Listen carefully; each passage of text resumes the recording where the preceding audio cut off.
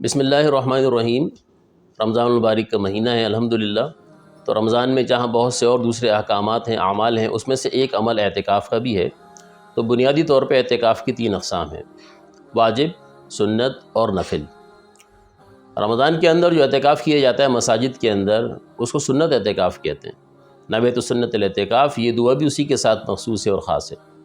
جو رمضان کے آخری عشرے میں نبی کریم صلی اللہ علیہ وسلم نے کیا۔ بلکہ آپ علیہ السلام نے جو ہیں رمضان کے باقی عشروں کے اندر بھی اعتکاف فرمایا ہے، پورا رمضان بھی کیا ہے۔ لیکن اصل جو سنت اعتکاف ہے رمضان کے آخری عشرے کا اعتکاف ہے۔ اللہ سبحانہ و تعالی نے اس کی بڑی فضیلت رکھی ہے اور اس کا مسلمانان عالم اہتمام کرتے ہیں اور اس کا بڑا جوش و خروش پایا جاتا ہے۔ اور یہ ایک اعتکاف کا عمل، یہ اسلام کے ان چند احکام میں سے ہے، اسلام کے چند ان اعمال میں سے جس کی طرف لوگوں کی بڑی رغبت ہوا کرتی ہے۔ اللہ سبحانہ و تعالی اس شوق و ذوق کو باقی رکھے اور اس اعتکاف کو مسلمانان عالم کی زندگیوں کے بدلنے کا ذریعہ بنائے۔ دوسرا اعتکاف جو ہے وہ واجب ہے، یعنی کہ اگر کسی نے منت مان لی کہ اگر میرا فلاں مسئلہ حل ہو گیا، فلاں کام ہو گیا، تو میں اللہ کے گھر کے اندر اعتکاف کروں گا یا میں اعتکاف کروں گی۔ ایک عورت نے نیت کر لی، لیکن یہ بات یاد رکھیں، عورتوں کا اعتکاف گھروں کے اندر ہے، مساجد کے اندر نہیں ہے۔ اور ان مساجد کے اندر اعتکاف جہاں 5 وقتہ نمازیں ہوتی ہیں، وہاں پہ مرد حضرات اعتکاف کرتے ہیں۔ تو یہ شخص جو ہے 24 گھنٹے کا اعتکاف مسجد کے اندر کرے گا، یعنی کہ مغرب سے پہلے، غروب سے پہلے مسجد میں داخل ہو گیا اور اگلے دن کے روزے کے ساتھ جو ہے اپنا اعتکاف اگلے دن کے مغرب تک پورا کرے گا، یہ اس کی منت پوری ہو جائے گی۔ تو یہ واجب اعتکاف ہے۔ یا علماء نے فرمایا کہ وہ سنت اعتکاف جو کہ ٹوٹ چکا، کیونکہ نفل اور سنت یہ شروع کرنے سے پہلے لازم نہیں ہوا کرتے، لیکن جب ان کو شروع کر لیں تو اس کا پورا کرنا لازم ہو جاتا ہے۔ تو اب یہ اعتکاف کسی کا کسی موقع کے اوپر بھی ٹوٹ گیا تو اس کی قضا کر لی جائے، یہ بھی جو ہے لازم ہے، اور قضا صرف 24 گھنٹے کی ہے، روزے کے ساتھ۔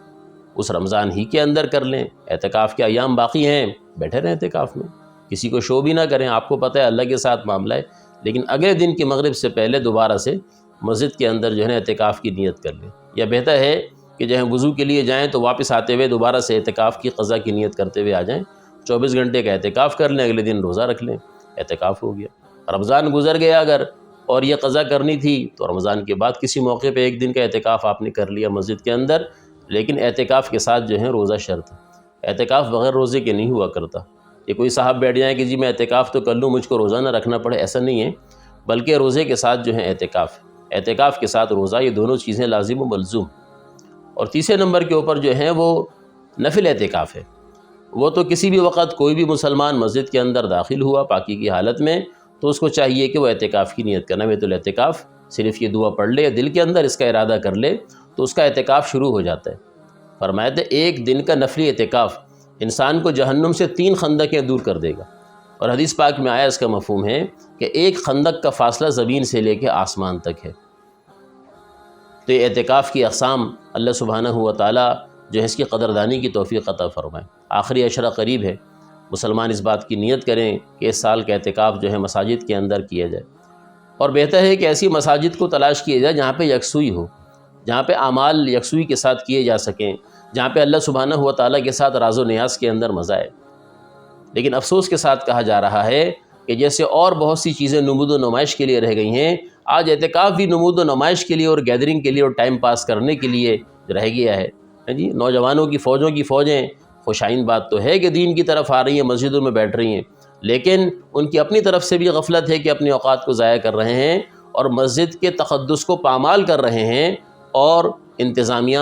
کی طرف سے بھی اور بڑوں کی طرف سے بھی غفلت پائی جاتی ہے کہ ان کے وقت کو یوٹیلائز نہیں کیا جاتا،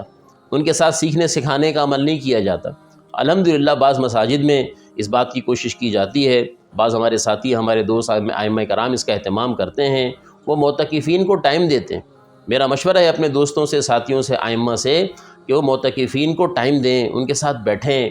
اپنے نوافل کو مؤخر کر دیں، کم کر لیں، اور معتکفین کے اوپر جو ہے نا تھوڑی سی محنت کو بڑھا دیں، کیونکہ اعتکاف کے عمل میں ایسے لوگ بھی بیٹھتے ہیں کہ جو شاید پورا سال مسجد میں بھی نہیں آتے،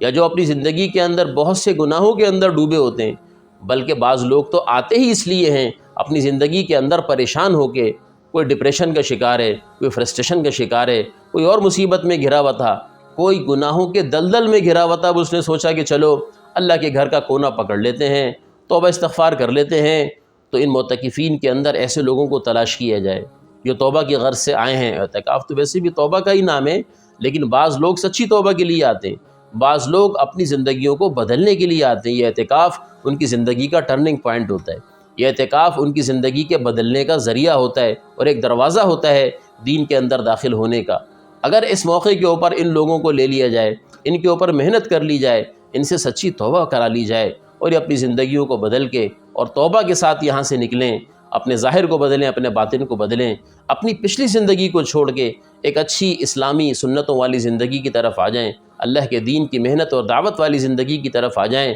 تو کیا ہی خوش نصیبی کی بات ہے۔ اور کتنے ہی خوش نصیب ہوں گے وہ لوگ، وہ ائمہ، وہ ساتھی کہ جو ان کے اوپر محنت کر کے ان کو توبہ کرا سکیں۔ تو اعتکاف کے عمل کو اختیار کیا جائے، اس کا اہتمام کیا جائے، اس کی سنتوں کے ساتھ، اس کے آداب کے ساتھ۔ اور سب سے زیادہ ضرورت جو ہے مسجد کے آداب کی ہے